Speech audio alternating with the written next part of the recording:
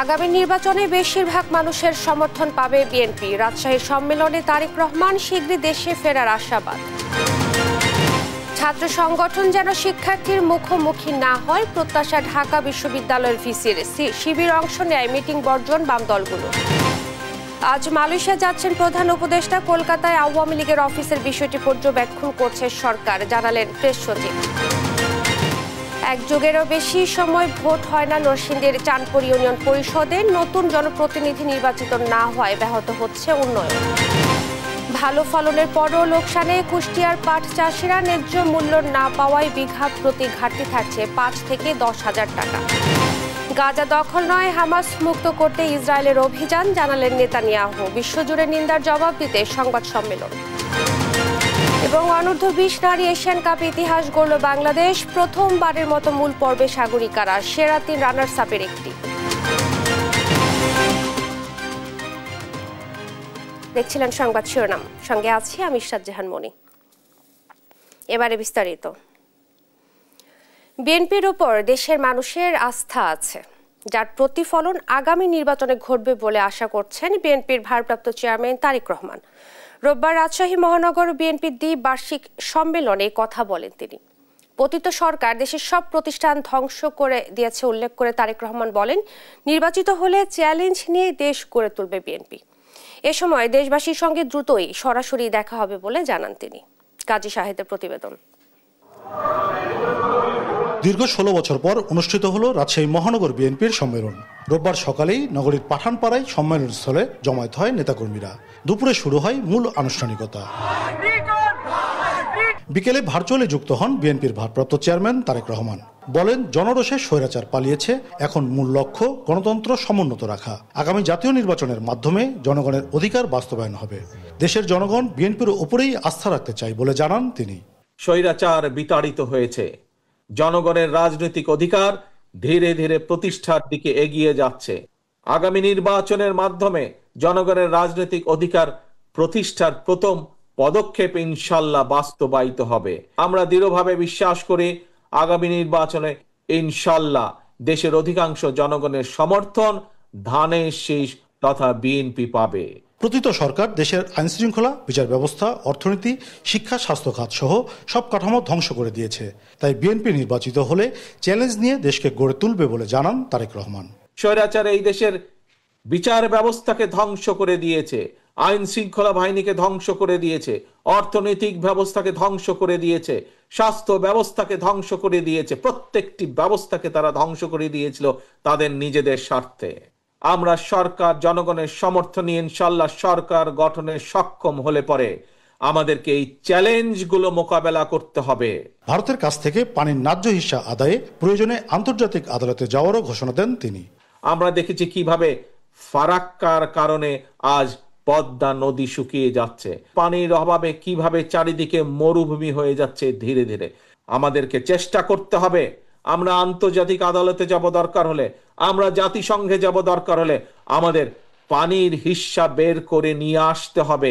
মানুষের কর্মসংস্থান সৃষ্টি সহ ভঙ্গুর রাষ্ট্রীয় কাঠামো মেরামতে চ্যালেঞ্জ মোকাবেলায় নেতাকর্মীদের ঐক্যবদ্ধ থাকার আহ্বান জানান বিএনপির ভারপ্রাপ্ত চেয়ারম্যান। ইনশাআল্লাহ অতি শীঘ্র আপনাদের সামনে সামনাসামনি সরাসরি দেখা হবে। কাজী শাহেদ, দেশ টিভি, রাজশাহী। বর্তমানে দেশে মোট ভোটার 12,61,70,900 জন। এর মধ্যে নতুন ভোটার 24,38,626 জন। রোববার সকালে দেশের সব নির্বাচন অফিসে ভোটার তালিকার হালনাগাদ সম্পূরক তালিকা প্রকাশ করে নির্বাচন কমিশন। কোনো ভুল ত্রুটি থাকলে সংশোধনের জন্য ভোটাররা আপত্তি জানাতে পারবেন 21 আগস্ট পর্যন্ত। শিউলি রায় রিপোর্টে বিস্তারিত। রোববার সকালে রাজধানী আগারগাঁয়ে নির্বাচন কমিশন ভবনে সাংবাদিকদের সঙ্গে কথা বলেন সিনিয়র সচিব আক্তার আহমেদ। জানান, এবার হালনাগাদে প্রায় 45 লাখ ভোটার অন্তর্ভুক্ত হয়েছে, আর 21,32,590 জন ভোটার মারা যাওয়া ও অন্যান্য কারণে বাদ পড়েছে। ফলে নতুন ভোটার যুক্ত হয়েছেন 24,38,626 জন। সচিব আক্তার আহমেদ বলেন, ভোটাররা দাবি আপত্তি জানাতে পারবে আগামী 21 আগস্টের মধ্যে। এরপর 24 আগস্টের মধ্যে এসব আপত্তি নিষ্পত্তি করবে ইসি। এরই মধ্যে অন্যান্য কার্যক্রম শেষে 31 আগস্ট চূড়ান্ত ভোটার তালিকা প্রকাশ করা হবে। 24,38,626-এর সাথে আমরা যে ভোটার আমাদের অ্যাজ অন টুডে যে ভোটার তালিকা আছে 12,37,32,74-এর সাথে যদি এই প্রাপ্ত ভোটারের সংখ্যা আমরা যোগ করি তাহলে আমাদের ভোটারের সংখ্যা যে দাঁড়াবে 12,61,70,900। 31 অক্টোবরের মধ্যে যাদের বয়স 18 বছর পূর্ণ হবে তারাও ত্রয়োদশ জাতীয় সংসদ নির্বাচনে ভোটার তালিকায় অন্তর্ভুক্ত হবে। শিউলি রায়, দেশ টিভি, ঢাকা। নিবন্ধন চেয়ে জাতীয় নাগরিক পার্টি সহ 16টি নতুন রাজনৈতিক দলের আবেদন নির্বাচন কমিশনের প্রাথমিক যাচাই বাছাই উত্তীর্ণ হয়েছে। কমিশনের পক্ষ থেকে রোববার সন্ধ্যায় এ তথ্য নিশ্চিত করা হয়েছে। বলা হয়েছে, মাঠ পর্যায়ে যাচাই বাছাইয়ের পর চূড়ান্ত সিদ্ধান্ত নেবে কমিশন। এর আগে নতুন রাজনৈতিক দলের নিবন্ধনের আবেদন করা 144টি দলের কোনোটি প্রাথমিক বাছাই উত্তীর্ণ হতে পারেনি। পরে ভুল ত্রুটি সংশোধনের জন্য দলগুলোকে 15 দিনের সময় দেয় ইসি।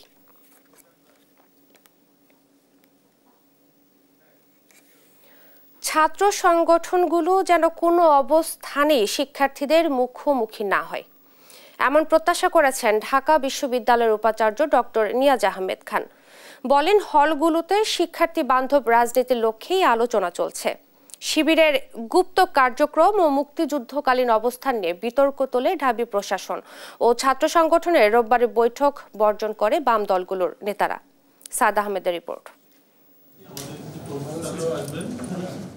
আবাসিক হলে ছাত্র রাজনীতি বন্ধ এবং ডাকসু নির্বাচন নিয়ে সক্রিয় 21 সংগঠনকে আলোচনায় আমন্ত্রণ জানায় বিশ্ববিদ্যালয় প্রশাসন। রোববার বিকেল 3টার পর থেকেই উপস্থিত হতে শুরু করেন দলগুলোর নেতারা। শুরু হয় রুদ্ধতার বৈঠক। তবে মাত্র 10 মিনিটের মাথায় ছাত্র শিবিরের উপস্থিতিকে কারণ দেখিয়ে সভা বর্জন করতে থাকে বাম সংগঠনের নেতারা। আমাদের ওয়াক আউট করার কারণ হচ্ছে যে বারবার করে ইসলামী ছাত্র শিবির যারা কিনা 90-এর যেই সামাজিক চুক্তি, সেই সামাজিক চুক্তি অর্থাৎ পরিবেশ পরিষদের আন্ডারে একটি নিষিদ্ধ সংগঠন, তারা কিভাবে করে কোনো ধরনের প্রক্রিয়া ছাড়া এই ক্যাম্পাসে নর্মালাইজড হয়ে গেল, সেই বিষয়ে আমরা ধিক্কার জানিয়ে গিয়েছি। আমরা বারবার বলেছিলাম যে স্বৈরাচার এবং রাজাকার এদেরকে নিয়ে গণতান্ত্রিক ব্যবস্থা কায়েম করা সম্ভব নয়। ছাত্র শিবিরকে পুনর্বাসন করবার কোনো সুযোগ নেই। আমরা সেই কথাটি বলেই ওয়াকআউট করে বের হয়ে এসেছি। জবাব দেন শাখা ছাত্র শিবির সভাপতি SM ফরহাদ। তিনি বলেন, আওয়ামী বিরোধী আন্দোলনের সময় অপরাধে জড়িত দলগুলোই এখন ষড়যন্ত্র করছে। যারা আওয়ামী লীগকে সেই সময় ছাত্রদল এবং শিবিরের পরিচালিত সারা দেশব্যাপী আন্দোলনকে ক্রিমিনালাইজ করে আওয়ামী লীগকে এম্পাওয়ার করেছিল, 153টি আসন বিনা নির্বাচনে বিজয়ী হয়ে ক্ষমতাকে দীর্ঘায়িত করাটাকে সাপোর্ট দিয়েছিল, তাদের কারো বিরোধিতা, তারা কারো বয়কট খুব বেশি আসা যায় না। কথা বলেন ছাত্রদল কেন্দ্রীয় সভাপতি রাকিবুল ইসলাম রাকিব। জানান, অপরাজনীতি বন্ধে সুনির্দিষ্ট রূপরেখা দিয়েছেন তারা। আমরা আমাদের মতামত ব্যক্ত করলাম যে ক্যাম্পাসে এবং হল পর্যায়ে কি ধরনের রূপরেখা প্রয়োজন, একটা রূপরেখা, লিখিত রূপরেখা প্রয়োজন, যে এর বাইরে কেউ কিছু করতে যেন না পারে, ছাত্র রাজনীতি কোনো কিছু যেন না থাকে, সেই বিষয়গুলো আমরা তুলে ধরেছি। উপাচার্য ডক্টর নিয়াজ আহমদ খান জানান, আবাসিক হলে শিক্ষার্থী বান্ধব পরিবেশ তৈরির জন্য আলোচনা চলবে। সভা বর্জনকে তিনি গেলো আমলের নেতিবাচক আবেগের ফল বলে মন্তব্য করেন। আমাদের আজকে যে সংগঠনগুলো অংশ নিয়েছে তারা চমৎকার কিছু পরামর্শ দিয়েছে। এই আলোচনা আমাদের জিয়ে রাখতে হবে, ছাত্রীদের সাথে যাতে কোনোভাবেই আমাদের ছাত্র সংগঠনগুলো মুখোমুখি না হয়, কারণ ছাত্র সংগঠনের অনেক বড় অবদান আছে।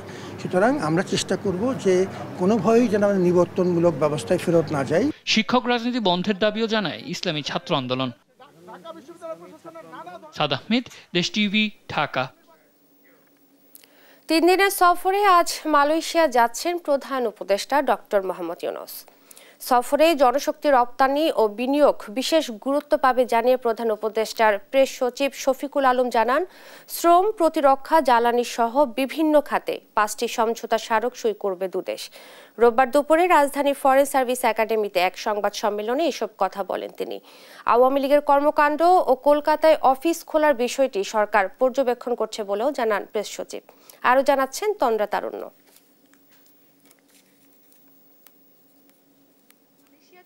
প্রধান উপদেষ্টা ডক্টর মোহাম্মদ ইউনূস রোববার দুপুরে রাজধানীর ফরেন সার্ভিস একাডেমিতে সফরের বিস্তারিত তুলে ধরেন প্রধান উপদেষ্টার প্রেস সেক্রেটারি শফিকুল আলম। এ সফরে দুদেশের মধ্যে প্রতিরক্ষা জ্বালানি সহ 5টি বিষয়ে সমঝোতা স্মারক সই হবে বলে জানান তিনি। অভিবাসন ও বিনিয়োগ বিশেষ গুরুত্ব পাবে জানিয়ে প্রেস সচিব বলেন, এ সফরে দুদেশের সম্পর্ক অনন্য উচ্চতায় যাবে। মালয়েশিয়ার সাথে আমাদের এবার খুব অনেক গভীর আলোচনা হবে। চিফ অ্যাডভাইজারের সাথে তাদের প্রাইম মিনিস্টারের আলোচনার বাইরেও আমাদের প্রবাসী কল্যাণ অ্যাডভাইজার যাচ্ছেন, উনি কথা বলবেন।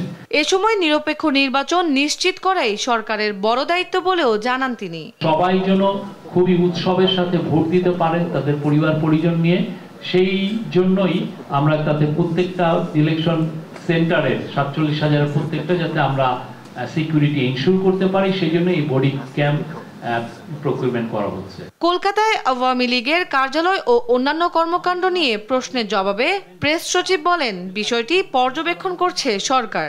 তারা বাইরে কি করছে আমাদের অবশ্যই আমরা মনিটরিং করছি। তন্দ্রা তারণ্য, দেশ টিভি, ঢাকা। অল্প সময়ে করা সংস্কার ব্যর্থ হলে তার দায় শুধু অন্তর্বর্তী সরকারের নয়, সবার। এমন মন্তব্য করেছেন শ্রম উপদেষ্টা এম সাখাওয়াত হোসেন। আর বিএনপির স্থায়ী কমিটি সদস্য আমির খসরু মাহমুদ চৌধুরী বলেন, চাপিয়ে দেওয়া সংস্কার টেকসই হবে না। রোববার রাজধানীর একটি হোটেলে সিপিডির আয়োজিত সংলাপে এসব কথা বলেন তারা। এ সময় সরকারের পদক্ষেপে দেশের অর্থনীতি রক্ষা পেয়েছে বলে জানান সিপিডি নির্বাহী পরিচালক ফাহমিদা খাতুন। মোহাম্মদ আলাউদ্দিনের রিপোর্টে বিস্তারিত। আশা করি মনে রাখবেন। রোববার অন্তর্বর্তীকালীন সরকারের 365 দিন শীর্ষক সংলাপ আয়োজন করে centre for policy dialogue CPD. এতে আইন শৃঙ্খলা, প্রশাসনিক স্থিতিশীলতা, অর্থনীতি পুনরুদ্ধার, শিক্ষা ও স্বাস্থ্য খাত পুনর্গঠন সহ নানা বিষয়ে কথা বলেন বক্তারা। ট্যাক্স বাড়াবেন, এটা বাড়াবেন, সেটা বাড়াবেন, নতুন সেক্টরেও তো আপনি কোনো কিছু ডেভেলপ করতে পারছেন না। ম্যানমেড ফাইবারে তো আমরা ট্যাপিংই করিনি। বিদ্যুতের ক্ষেত্রেও আমরা দেখতে পাচ্ছি যে আমাদের সামনে এই মুহূর্তে সিদ্ধান্ত না নিলে আমাদের কিন্তু সামনে আরো বিপদ আছে। পলিসিটা একটা লম্বা সময়ের জন্য থাকা উচিত এবং আগের থেকেই বলে দেওয়া উচিত। সিপিডি নির্বাহী পরিচালকের মতে, অন্তর্বর্তী সরকারের পদক্ষেপে দেশের ভঙ্গুর অর্থনীতি বড় ধরনের বিপর্যয় থেকে রক্ষা পেয়েছে। বেশ কিছু খাতে সংস্কার উদ্যোগ নিয়েছে, যেমন ব্যাংক খাতের মধ্যে অন্যতম উদ্যোগ, এবং এর ফলে আমরা দেখেছি রেমিটেন্স কিংবা রপ্তানি ইত্যাদিতে আয় বৃদ্ধি হয়েছে। বৈদেশিক মুদ্রা রিজার্ভ একটা ভালো অবস্থায় গেছে এবং এটার পতন ঠেকানো গেছে, এবং একটা বড় ধরনের অর্থনৈতিক বিপর্যয় থেকে অর্থনীতিকে রক্ষা করা গেছে। তবে দেশে আর্থিক খাতে স্থিতিশীলতা ফিরলেও রাজনীতিতে আসেনি বলে মন্তব্য করেছেন বাংলাদেশ ব্যাংক গভর্নর। আইন শৃঙ্খলা পরিস্থিতি নিয়েও অস্থিরতা কাটেনি জানিয়ে তিনি বলেন, এমন অবস্থায় বড় বিনিয়োগের আশা সমীচীন নয়। আমার স্টেবিলিটি আর আর্থিক খাতে কেবল এসেছে, রাজনৈতিক খাতে তো এখনো আসে নাই, সিকিউরিটি সিচুয়েশনও তো এখনো আনস্টেবল। তো সবকিছু মিলিয়ে এখনই কেউ বিনিয়োগে ঝাঁপিয়ে পড়বে এই প্রত্যাশা যদি কারো থাকে, আমি বলবো সেটা কাল্পনিক।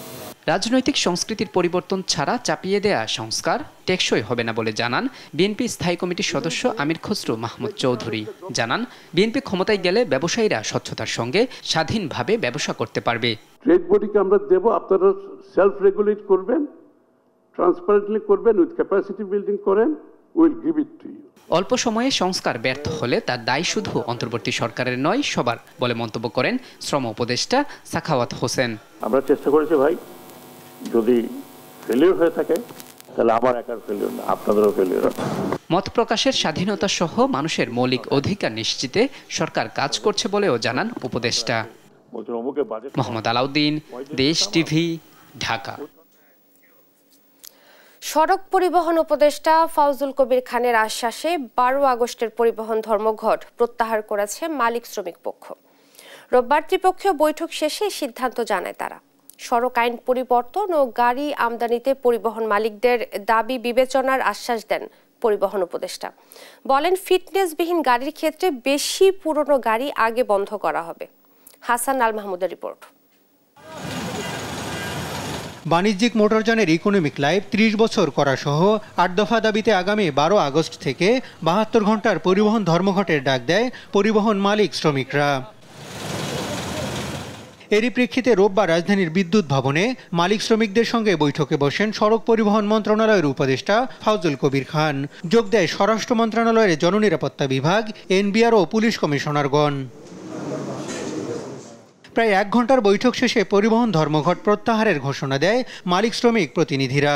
সরকারকে আমরা বোঝাতে পেরেছি যুক্তিসম্মত আইনগুলো আইন আমরা ধর্মঘটটা করে কৃষ্ণ নিজের কর্তৃত্ব এবং কৃতিত্ব দেখানো না। দেশটা আমাদের, দেশটা আপনাদের, দেশের সবাই। আমরা সে কারণে আমরা সরকারের এই উদ্যোগে আমরা একমত হয়ে আহত ধর্মঘট আগামী 12 তারিখ থেকে মালিক শ্রমিকরা মিলে সর্বসম্মত সিদ্ধান্তে সভাপতিকে অকুণ্ঠ সমর্থন দিয়েছে। তার গৃহীত সিদ্ধান্তের সাথে একমত করে ধর্মঘট প্রত্যাহারের ঘোষণা।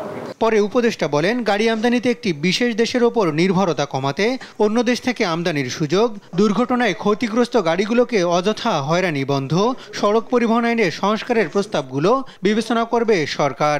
কোনো একটা নির্দিষ্ট দেশের উপর যাতে আমাদের গণযোগাযোগ ব্যবস্থা নির্ভরশীল যাতে না হয়, তো এই জন্য অন্যান্য সোর্স থেকে যাতে গাড়ি আসতে পারে, তো সেই জন্য ওনারা আমদানি নীতিতে কিছু পরিবর্তন চাচ্ছেন। ওনাদের জন্য একটা হাসপাতাল যেখানে কি বলে শ্রমিক মালিকদের একটা অগ্রাধিকার থাকবে, সেটাও আমরা স্বাস্থ্য মন্ত্রণালয়ের স্বাস্থ্য সচিব আছেন, ওনারা আমরা এটা দেখব। শ্রমিক কল্যাণ তহবিল, তো সেটাও আমরা কেন কার্যকর হয় না এটা এবং কীভাবে কার্য করা যায় সেটা আমরা দেখব। তবে ফিটনেসবিহীন গাড়ির ক্ষেত্রে সবচেয়ে পুরনোগুলো আগে জব্দ করা হবে বলে জানান উপদেষ্টা। 60 দিনের মধ্যে আমরা একটা খসড়া। হাসান আল মাহমুদ, দেশ টিভি, ঢাকা। পুলিশ পরিদর্শক পদমর্যাদার 9 কর্মকর্তাকে বাধ্যতামূলক অবসরে পাঠিয়েছে সরকার। বিগত সরকারের সময় তারা বিভিন্ন থানায় ভারপ্রাপ্ত কর্মকর্তা হিসেবে দায়িত্ব পালন করেছেন। পাশাপাশি আলোচিত হারুন বিপ্লব সহ পলাতক 40 পুলিশ কর্মকর্তার পদক প্রত্যাহার করা হয়েছে। এসব কর্মকর্তার মধ্যে আছেন ডিআইজি, পুলিশ সুপার ও পুলিশ পরিদর্শক পদমর্যাদা। তারা সবাই পলাতক ও সাময়িক বরখাস্ত হয়েছেন। রোববার স্বরাষ্ট্র মন্ত্রণালয়ের জননিরাপত্তা বিভাগ থেকে আলাদা প্রজ্ঞাপন জারি করে এসব সিদ্ধান্ত জানানো হয়। বলা হয়, পদক প্রত্যাহার করা পুলিশ সদস্যদের অনুকূলে পদক সংক্রান্ত আর্থিক সুবিধাদি বন্ধ করা হলো এবং ইতোপূর্বে পদক সংক্রান্ত গ্রহণকৃত যাবতীয় অর্থ ফেরত প্রদানের জন্য নির্দেশ প্রদান করা হলো।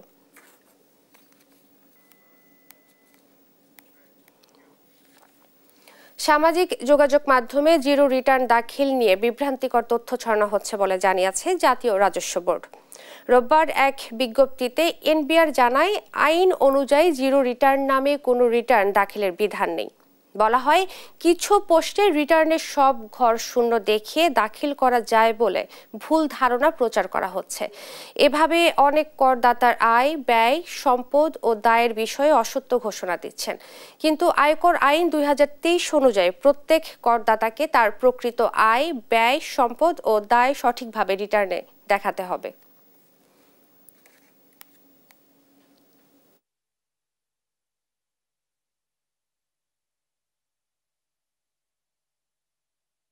মুন্সিগঞ্জের বাজারে আলুর দাম নেই বললেই চলে। সামনের মৌসুমে আলু রোপণের পুঁজি হারানোর শঙ্কায় রয়েছেন কৃষক ও ব্যবসায়ীরা। এ নিয়ে আরো জানাতে যুক্ত হচ্ছেন আমাদের সহকর্মী সুমিত সরকার। সুমন, আলুর দাম কমে যাওয়ার মূল কারণ কি এবং কৃষক ও ব্যবসায়ীরা এ পরিস্থিতি মোকাবেলায় কি বলছেন জানাবেন। যে ইরশাদ, আপনি যেমনটি বলছিলেন, আমি যদি আলুর কথা বলি, আলুর কিন্তু এখানে ভয়াবহ চিত্র। এখানে কিন্তু আলুর একেবারে দাম নেই। সেই কারণে কিন্তু এখানকার যারা কৃষক রয়েছেন এবং ব্যবসায়ী রয়েছেন তারা কিন্তু আসলে লসের সম্মুখীন হচ্ছে বলে আমাদের এখানকার কৃষকরা জানিয়েছেন এবং যারা আলু ব্যবসা করেন ব্যবসায়ীরা কিন্তু জানিয়েছেন। এখানে কিন্তু গত বছরের তুলনায় এই বছরে কিন্তু আলু উৎপাদন বেশি হয়েছে। এই বছর কিন্তু 11 লাখ মেট্রিক টন আলু কিন্তু এখানে আসলে এই মুন্সিগঞ্জ জেলায় উৎপাদন হয়েছে। এখানে কিন্তু 56টি কোল্ড স্টোরে কিন্তু 5 লাখ মেট্রিক টন আলু ধারণ ক্ষমতা রয়েছে। সেখানে কিন্তু শুধু 5 লাখ মেট্রিক টন এবং বাকি যেই আলুগুলি ছিল সেই আলু কিন্তু আসলে বিভিন্ন সনাতন পদ্ধতিতে কিন্তু রেখেছেন, সেতে করে কিন্তু আলু নষ্ট হয়েছে। আসলে এখানে কিন্তু তারা অভিযোগ করছেন যে আলুর যে দাম রয়েছেন সেই দাম যদি থাকে তাহলে কিন্তু কৃষকরা সামনে যে মৌসুম রয়েছে সেই মৌসুমে কিন্তু তারা আসলে আলু রোপণ করতে পারবেন না বলে আমাদের জানিয়েছেন। তো এখানে আমি একজন কৃষক এবং আলু চাষি ব্যবসায়ীর সভাপতি, তার সাথে একটু জানার চেষ্টা করব। আপনি একটু জানাবেন যে আসলে আলুর কি অবস্থা? আলুর অবস্থা খুব ভয়াবহ। আমাদের পর্যাপ্ত আলু এখনো মজুদ আছে। যে পরিমাণ আমাদের ডেলিভারি হওয়ার কথা সেই তুলনায় আমাদের ডেলিভারি অনেক কম হয়েছে, যার কারণে আলুর দাম পড়ে গেছে এখন 11 থেকে 12 টাকা বাজার। কিন্তু সামনে যে এই বাজারটাও থাকবো আমরা আশা করতেছি না, কারণ দিন দিনই বাজার কমছে। কারণ আমাদের আলু কিছুটা অনেকটা আলু অবিকৃত থাকে দেবো, কারণ এই আলু আমাদের ডেলিভারি শেষ হয়ে দিতে আমাদের তো ডিসেম্বর পর্যন্ত মেয়াদ, কিন্তু এই আলুর ডেলিভারি শেষ হতে একবারের মতো জানুয়ারি ফেব্রুয়ারি মাসও চলে যেতে পারে। এখন আলুর বাজার 11 থেকে 12 টাকা। আমাদের খরচ এবার আলুর 28 থেকে 30 টাকা, যার কারণে আমরা এই 12 টাকা 17-18 টাকা পার কেজিতে লুসকান দিয়ে আলু বিক্রি করতেছি। এবং অনেক কৃষক আলু বিক্রি করতে আসছে না, কারণ বিক্রি করলে কোনো টাকা পায় না, যার কারণে এখন দিন দিন কোলেস্টোরে মজুদ বাড়তেছে। যে পরিমাণ ডেলিভারি হওয়ার কথা সেই পরিমাণ ডেলিভারি হচ্ছে না। এতে করে আমাদের আলু যদি মজুদ এভাবে থেকে যায় তাহলে আগামী আলুর জন্য আমাদের আমরা ক্ষতিগ্রস্ত হবো, কারণ এই আলু মজুদ থাকলে আগাম যে চাষটা হবে সেই চাষের আলুগুলি বিক্রি করতে পারবে না, ওই কৃষকরা আবার মার খাবে।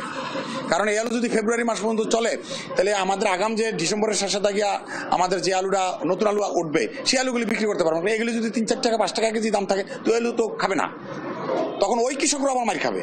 এতে করে আমাদের আগামী বছর যেমন আমরা 2021 সালে মার খাইয়া সেই মারটা আমরা 2022 সালেও খাইছি, এই আগামী তো যা পরিস্থিতি দেখতেছি ওরকম একটা ঘটনা ঘটবে। যেমন এই যে 2025 সালের মারটা 2026 গিয়ে আমরা খাবো, যদি এই আলু এই সময়ের মধ্যে বিক্রি করে শেষ করতে না পারি। আসলে আপনারা এখন কি চাচ্ছেন? কি করলে? আমরা তো চাচ্ছিলাম সেটা তো হচ্ছে না, কারণ আমরা চাচ্ছিলাম যে আলুটা যাতে পর্যাপ্ত পরিমাণ আলু যাতে বিদেশে রপ্তানি হয়, কিন্তু রপ্তানি তো সরকার কোনো পদক্ষেপ নিচ্ছে না। কারণ যেটাও আমাদের যেটুকুই রপ্তানি হতো যে 20% আপনার সাবসিডি দিত, কিন্তু সেই সাবসিডি এখন শুনতেছি 10% করে ফেলেছে। এটা নাকি আরো এই বছরের মধ্যে 0% চলে আসবে। যদি এইভাবে যদি সাবসিডি 0% চলে আসে তত বাংলাদেশ থেকে 1 কেজি আলু এক্সপোর্ট হবে না। যাও এখন মনে করেন 20-50 হাজার মেট্রিক টন আলু এক্সপোর্ট হয়েছে, সেটাও তো হবে না। তাহলে এতে তো আমাদের ভবিষ্যৎ আমরা অন্ধকার দেখতেছি। এই আলু চাষ করে আমাদের হবে কি? আমরা তো এইভাবে 1 বছর 2 বছর একটু লাভ করলে 5 বছর আবার মার খাইতে তো আমরা আর কুলে থাকতে পারতাছি না। এই যে এই বছর যে মারটা হইতে আছে বা সামনে হবে, এইভাবে যদি হয়তো আগামীতে কৃষকরা আলু চাষ করতে আগ্রহ হারাই ফেলাইব। এই জন্য আমরা চাই যে সরকার দ্রুত একটা পদক্ষেপ নেব। কয়েকদিন আগে আমি সচিবালয়ের একটা মিটিংয়ে আমি গিয়েছিলাম, এই আলু সংক্রান্ত একটা মিটিং হয়েছিল গত 7 তারিখে এই মাসের, কিন্তু সেখানেও কোনো সিদ্ধান্ত হলো না।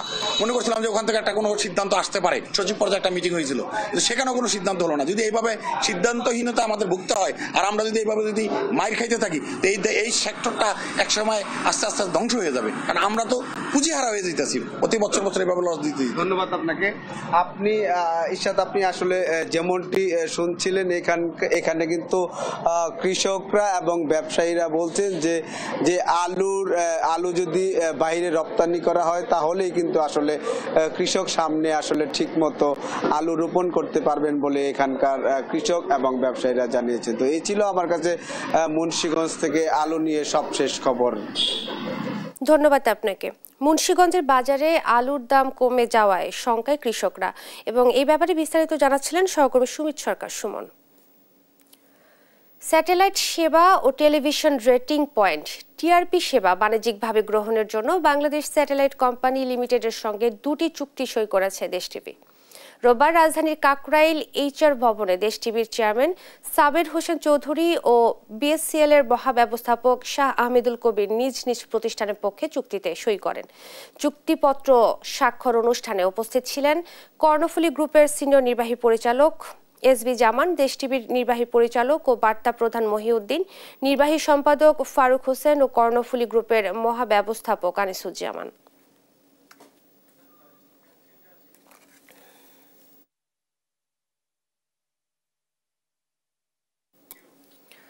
পদ্মা নদীতে পানি বৃদ্ধি ও তীব্র স্রোতে মানিকগঞ্জের পাটুরিয়া লঞ্চ ঘাটের জেটি ও পন্টুন ভেঙে গেছে। এতে ভোগান্তিতে পড়েছেন দক্ষিণ পশ্চিমাঞ্চলের 21 জেলার মানুষ। জেটি দ্রুত মেরামত করার দাবি জানিয়েছেন এই পথে চলাচলকারীরা। নদীতে স্রোত তীব্র থাকায় ঠিকমতো মেরামত করা যাচ্ছে না বলছে BIWTA। আব্দুল আলিমের পাঠানো তথ্য ভিডিও চিত্রের ডেস্ক রিপোর্ট। পদ্মায় পানি বৃদ্ধি পাওয়ার সঙ্গে সঙ্গে তীব্র স্রোতে ভেঙে গেছে মানিকগঞ্জের পাটুরিয়া প্রান্তের লঞ্চঘাটের জেটি ও পন্টন। পরে লঞ্চঘাটটি 2 নং ফেরিঘাটে সরিয়ে নেওয়া হলে সেখানেও ভেঙে পড়ে। এখন 1 কিলোমিটার দূরে অস্থায়ী ঘাটে কাঠের পাটাতনের উপর দিয়ে ঝুঁকি নিয়ে লঞ্চে ওঠানামা করছে যাত্রীরা। এখানে কোনো পরিবেশ নেই দাঁড়ানোর মতো, লঞ্চে ওঠার মতো এরকম পরিবেশ নাই। সিঁড়ি দিয়ে কয়টা যাত্রী উঠানো যায়, রিস্ক হয়ে যায়। আমাদের উঠতে ধরেন যে সমস্যা হচ্ছে, এলে মানুষ কখন পড়ে যাবে যে কোনো সময়। পড়ে যাওয়ার ভয় আছে, মরে যাওয়ারও ভয় আছে, অ্যাক্সিডেন্ট করার, দুর্ঘটনা ঘটার ভয় আছে। দ্রুত ঘাট মেরামতের দাবি জানিয়েছেন লঞ্চ মালিকরা। বাধ্য হয়ে আমরা এখন কোরইতলা, আমাদের যে আগে পুরাতন একটা ঘাট ছিল সেই ঘাটে আমরা আসি। তো এখানে জানেন এখানে পল্টন নাই, স্পার্টের কারণে পল্টন বসাইতে পারতেছে না। বেশ কয়েকদিন যাবতীয় পানির যে গতিবিধি দেখছি আমরা, তাতে ভেঙে যাওয়ার কথা। আমরা বিআইডব্লিউকে যারা ঘাটে আমাদের সাথে থাকেন তাদের আমরা বলছি, তারা এটা আমলে নেয়। তারপরে দেখা গেল যে ঘাটটা ভেঙে গেছে। লঞ্চ চলাচল স্বাভাবিক রাখতে দ্রুত পদক্ষেপ নেওয়ার কথা বলেছেন বিআইডব্লিউটিএ। তবে স্রোত বেশি থাকায় ঘাট মেরামতে বিঘ্ন ঘটছে। ভাঙ্গন এই মুহূর্তে তো রোধ করা যাচ্ছে না, কিন্তু আমরা পন্টনগুলা শিফটিং করে লঞ্চঘাটটা যথাযথভাবে চালানোর চেষ্টা করতেছি। দেশের দক্ষিণ পশ্চিমাঞ্চলের 21 জেলার মানুষের যোগাযোগের অন্যতম পথ পাটুরিয়া দৌলতদিয়া নৌ রুট। অঙ্কন চৌধুরী, নিউজ ডেস্ক, দেশ টিভি।